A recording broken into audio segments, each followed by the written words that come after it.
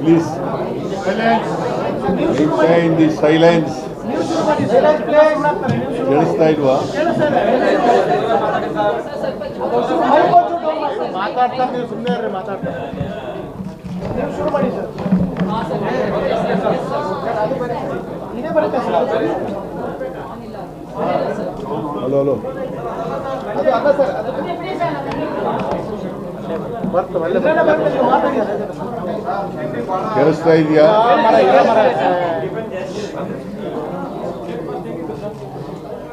ಇರೋ ಮರ ಮಾತಾಡ್ತಾರೆ. ಅವ್ರಿಗೆ ಬ್ರೇಕ್ಫಾಸ್ಟ್ ಹೆಂಗಿತ್ತು ಅಂತ ಬೇಕಂತ. ಬ್ರೇಕ್ಫಾಸ್ಟ್ ಚೆನ್ನಾಗಿತ್ತು. ನಾನು ಡಿ ಕೆ ಶಿವಕುಮಾರ್ ಅವರು, ಉಪಮುಖ್ಯಮಂತ್ರಿಗಳು, ಹೊನ್ನಣ್ಣ ಬ್ರೇಕ್ಫಾಸ್ಟ್ನಲ್ಲಿದ್ದರು. ನಾವು 3 ಜನರು ಕೂಡ ಬ್ರೇಕ್ಫಾಸ್ಟ್ನಲ್ಲಿ ಭಾಗಿಯಾಗಿದ್ದು. ಅಲ್ಲೇನು ಮಾತಾಡಲಿಲ್ಲ.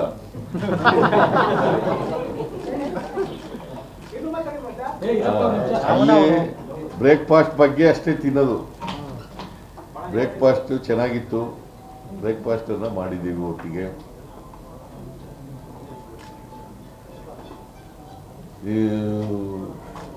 ಡಿ ಕೆ ಶಿವಕುಮಾರ್ ಅವರು ಇವತ್ತು ನಮ್ಮ ಮನೆಗೆ ಬಂದಿದ್ದರು. ಬ್ರೇಕ್ಫಾಸ್ಟನ್ನು ಒಟ್ಟಿಗೆ ಮಾಡಿದ್ದೀವಿ. ಯಾಕಂತಂದರೆ ಹೈಕಮಾಂಡ್ನವರು ವೇಣುಗೋಪಾಲ್ ಅವರು ಮೊನ್ನೆನೇ ಹೊನ್ನಣ್ಣನಿಗೆ ಫೋನ್ ಮಾಡಿದರು.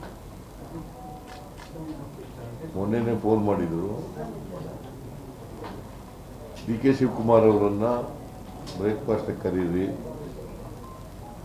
ಅಂತೇಳಿ ಫೋನ್ ಮಾಡಿದರು. ಆಮೇಲೆ ಡಿ ಕೆಗೂ ಕೂಡ ಫೋನ್ ಮಾಡಿದರು, ಡಿ ಕೆ ಶಿವಕುಮಾರ್ಗೂ ಕೂಡ ಫೋನ್ ಮಾಡಿದರು. As A matter of fact D K Shivakumar ನಮ್ಮನೆಗೆ ಬರ್ರಿ ಊಟಕ್ಕೆ ಅಂತ ಕರೆದರು.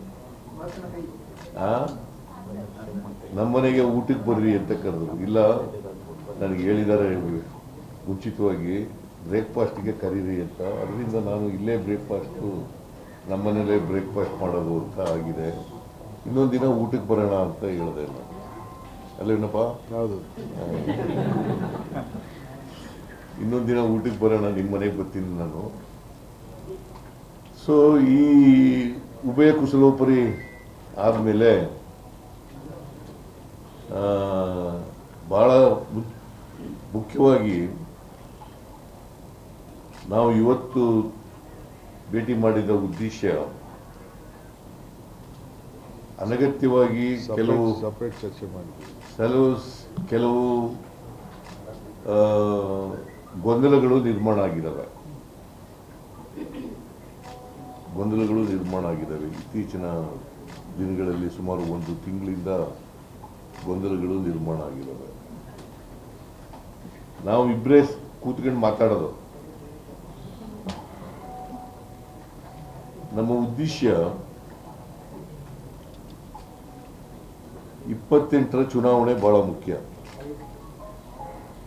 ಲೋಕಲ್ ಬಾಡೀಸ್ ಚುನಾವಣೆ ಬಹಳ ಮುಖ್ಯ. ಕಾರ್ಪೊರೇಷನ್ ಚುನಾವಣೆ ಮತ್ತು ತಾಲೂಕು ಪಂಚಾಯತ್, ಜಿಲ್ಲಾ ಪಂಚಾಯತಿ ಚುನಾವಣೆ, ಗ್ರಾಮ ಪಂಚಾಯತ್ ಚುನಾವಣೆ ಇವು ಬಹಳ ಮುಖ್ಯ. ಅದ್ರ ಬಗ್ಗೆನೂ ಕೂಡ ಚರ್ಚೆ ಮಾಡಿದ್ರು.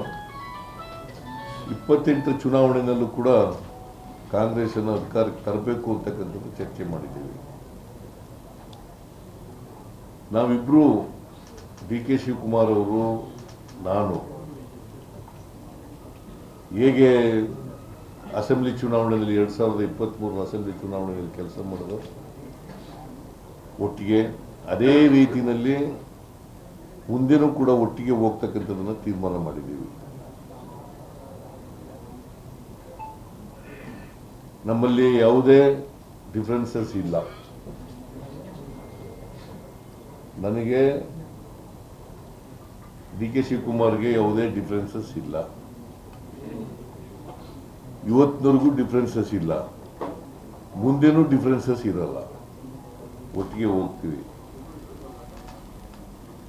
ಆಮೇಲೆ ಅಸೆಂಬ್ಲಿ 8ನೇ ತಾರೀಕಿನಿಂದ ಶುರುವಾಗುತ್ತೆ.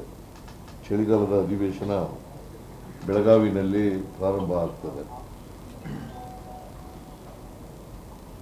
ನಾವು ಅಲ್ಲೂ ಕೂಡ ವಿರೋಧ ಪಕ್ಷದವರನ್ನ ಬಹಳ ಸಮರ್ಥವಾಗಿ ಇಲ್ಲಿವರೆಗೂ ಎದುರಿಸಿದ್ದೀವಿ, ಮುಂದೆನೂ ಕೂಡ ಎದುರಿಸ್ತೀವಿ. ಅದು BJP ಇರ್ಬೋದು, JDS ಇರ್ಬೋದು. ಸುಳ್ಳು ಅಪಪ್ರಚಾರಗಳನ್ನು, ಸುಳ್ಳುಗಳನ್ನು, ಆರೋಪಗಳನ್ನು. ಹೆಚ್ಚಿನ ವಿಡಿಯೋಗಳಿಗೆ ಪ್ರತಿಧ್ವನಿ ಯೂಟ್ಯೂಬ್ ಚಾನೆಲ್ ಸಬ್ಸ್ಕ್ರೈಬ್ ಮಾಡಿ, ಬೆಲ್ ಐಕಾನ್ ಕ್ಲಿಕ್ ಮಾಡಿ.